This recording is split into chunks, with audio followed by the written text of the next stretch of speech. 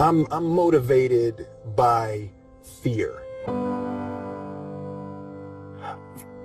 Fear of fear. I hate being scared to do something. It's very simple.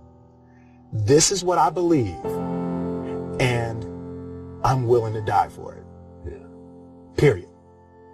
You can't be scared to die for the truth. The truth is the only thing that's ever going to be constant. And you can't fear what might happen to you if you were to tell the truth.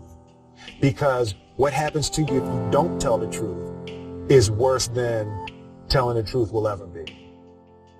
The first step before anybody else in the world believes it is you have to believe it. There's no reason to have a plan B because it distracts from plan A. And I think psychologically, the advantage that gives me over a lot of people that I have been in competition with in different situations is it's difficult to take the first step when you look how big the task is. The task is never huge to me. It's always one brick.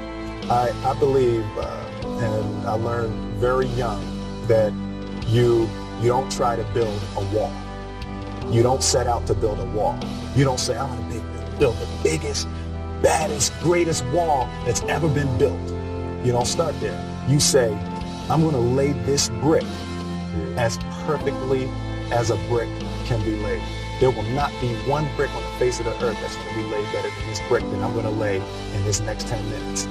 And you do that every single day, and soon you have a wall. I've never really viewed myself as particularly talented. Where I excel is ridiculous, sickening work ethic. You know, while the other guy's sleeping, I'm working. While the other guy's eating, I'm working. The separation of talent and skill is one of the greatest misunderstood concepts for people who are trying to excel, who have dreams, that want to do things. Talent you have naturally. Skill is only developed by hours and hours and hours of beating on your craft. I always knew that I could work hard enough. There wasn't an issue with discipline, or there wasn't an issue with the ability to sacrifice or the willingness to sacrifice. There's no easy way around it. No matter how talented you are, your talent is going to fail you if you're not skilled. You know, if you don't study, if you don't work really hard and dedicate yourself to being better every single day.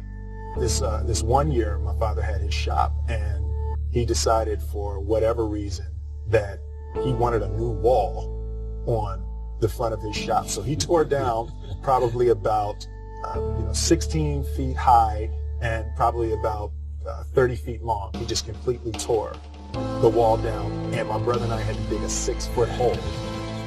For the foundation. We were mixing the concrete by hand.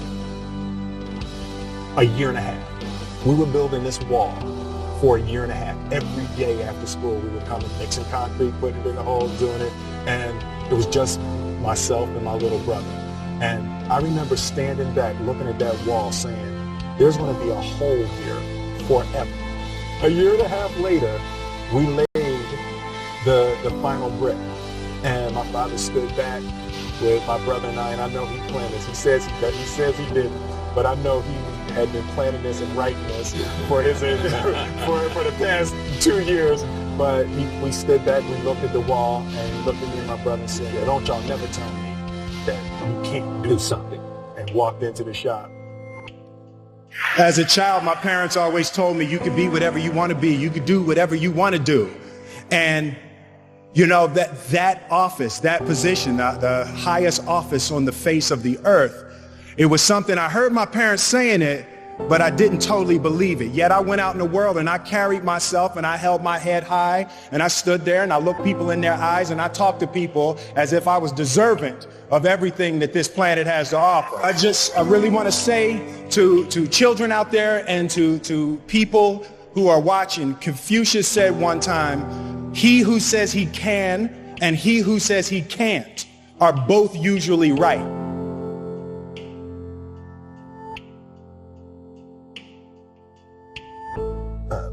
having the opportunity to study greatness. And anytime you have that opportunity,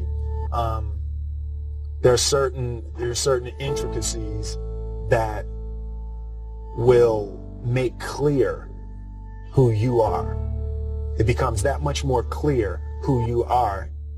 The definition of who I am is very clear to me, and it also redefines who I want to be, in that I know for a fact that I'm stronger than I thought I was. You know, you can't help but ask yourself the question, what would I do if I was in Muhammad Ali's shoes? I'm not the best at anything.